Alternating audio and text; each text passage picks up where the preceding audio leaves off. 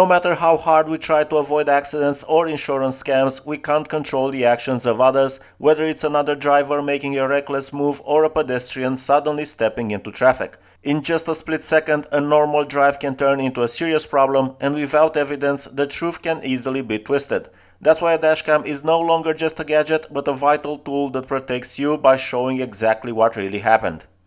Choosing the right dashcam for your car can be a bit tiresome, so in this video I'm going to present to you an integrated dashcam from FitcamX and show you how easy it is to install not only the front dashcam but also the rear one on the Seat Ateca. Let's do a short unboxing.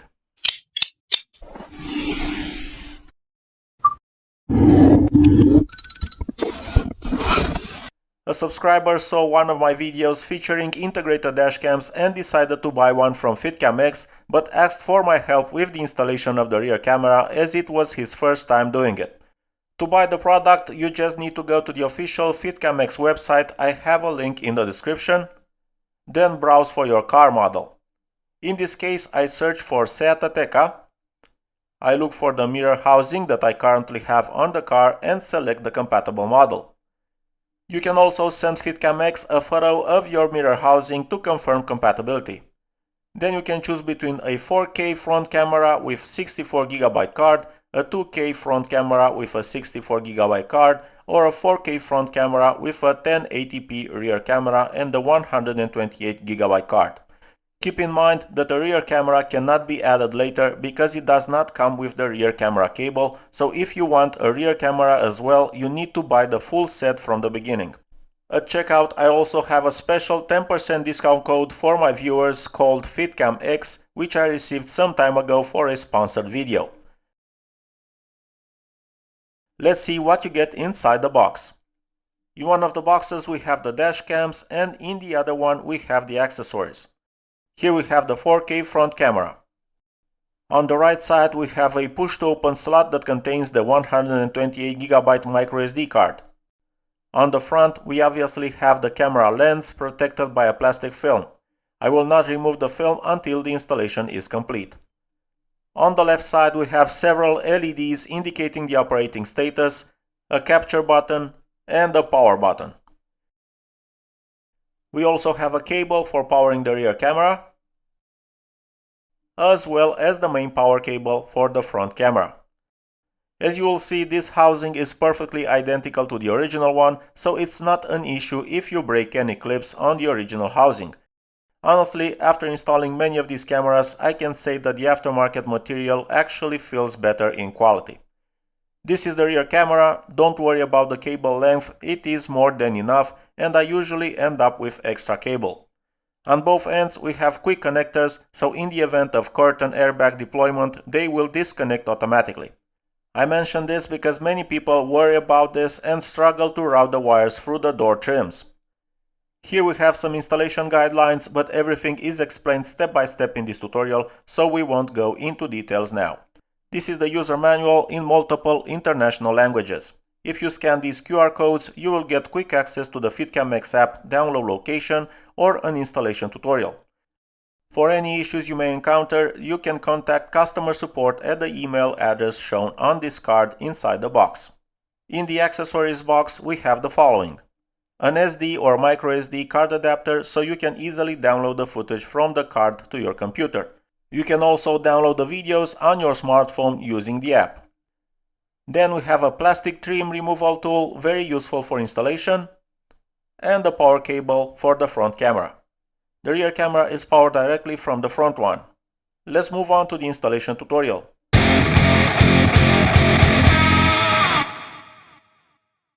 I will start by separating the camera housing into two parts.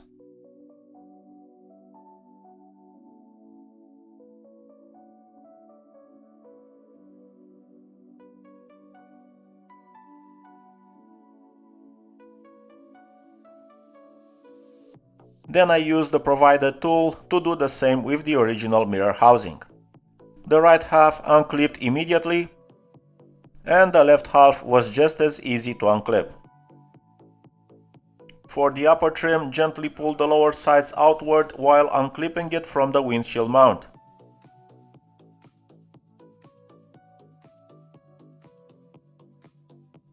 Now we can disconnect the connector from the rain sensor.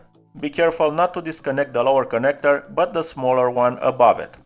You can pull directly on the wires or use the trim removal tool as I usually do. Now we take the Y power cable and connect the original rain sensor connector to its matching connector. The other connector will go back into the original location.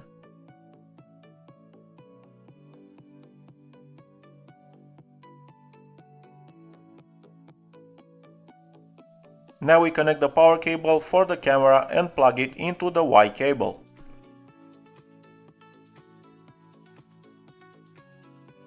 Now we need to take the end of the rear camera cable labeled front camera and connect it to the cable labeled rear camera coming from the front unit. The rear camera cable will be routed above the headliner toward the right side. It's best to hide the connection between the two cables inside the opening of the headliner.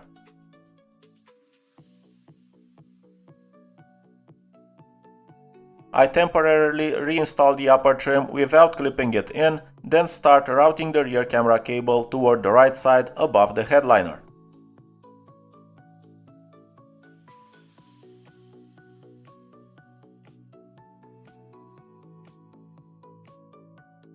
Make sure the remaining cables are not in the way of the clips and then clip the upper trim back in place. This part requires a bit more patience and it is very important to push as much of the excess cables as possible into the opening in the headliner.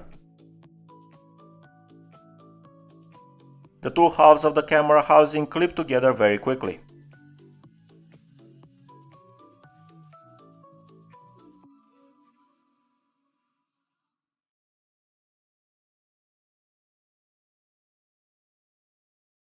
From here on, everything is very simple. I will continue routing the rear camera cable above the headliner to the A-pillar trim, then to the B-pillar and so on all the way to the tailgate. For the trim and the door sill to sit properly, you need to route the cable under the headliner.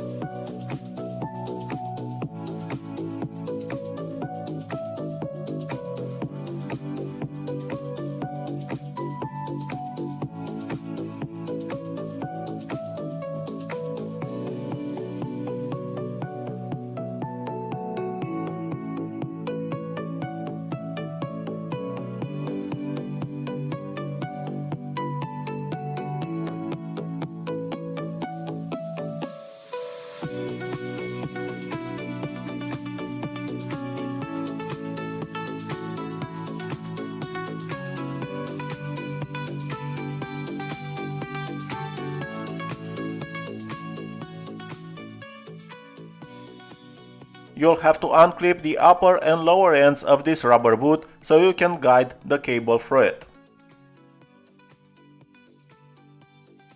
Here I inserted a guide wire to make it easier to pull the cable through this opening.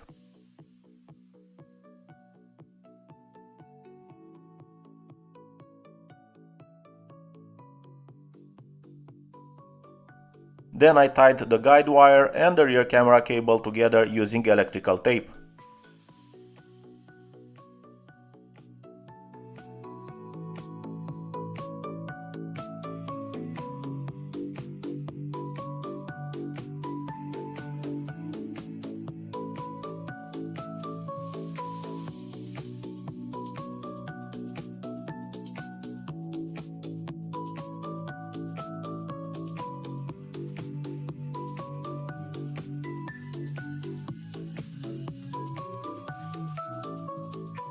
I will use a guide wire again to pull the cable into the rear window area.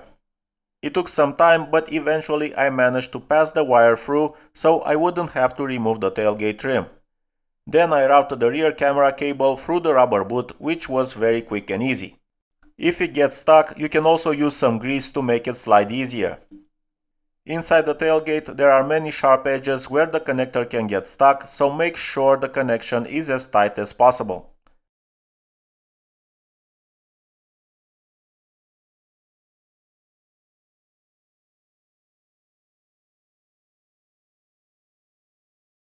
Fortunately, the connector didn't get stuck anywhere and I managed to pull the cable exactly where I wanted it.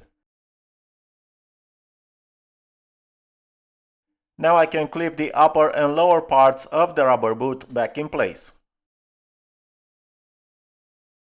I will hide the excess cable under the tailgate trim, and all that's left is to connect the camera and stick it to the rear window. I use the defroster lines as a reference to find the center, then stick the camera in its final position. Minor angle adjustments can be done later after connecting the phone to the camera through the FitcamX app. Let me show you how the app works as well.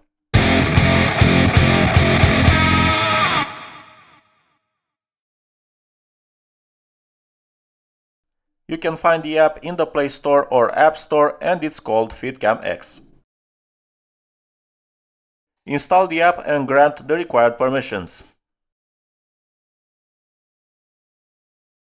To connect to the camera, you need to enable location services and Wi-Fi. Return to the app menu and tap on Connect with FitcamX. Then Next, Connect Wi-Fi, and the camera will appear with the name CarCam. Connect to the camera's Wi-Fi network and you will receive a message saying that this is a Wi-Fi network without internet access. Return to the app and you should now have access to the live feed. The app allows you to view both recordings in split screen or as a single screen with one of the cameras. You also have the option to view the footage in full screen. By tapping on the microphone icon, you can enable or disable interior audio recording. From here, you can start or stop recording and also take snapshots. In the Camera Files menu, you have access to all recordings. The front ones are marked with F and the rear ones with R, and you can play them back, download them, edit them, or even share them directly on your phone. In the Camera Settings menu, you can change the resolution, enable or disable the time watermark, adjust the collision sensor sensitivity, and more. Let me show you some sample footage as well. I'll also include a few freeze frames.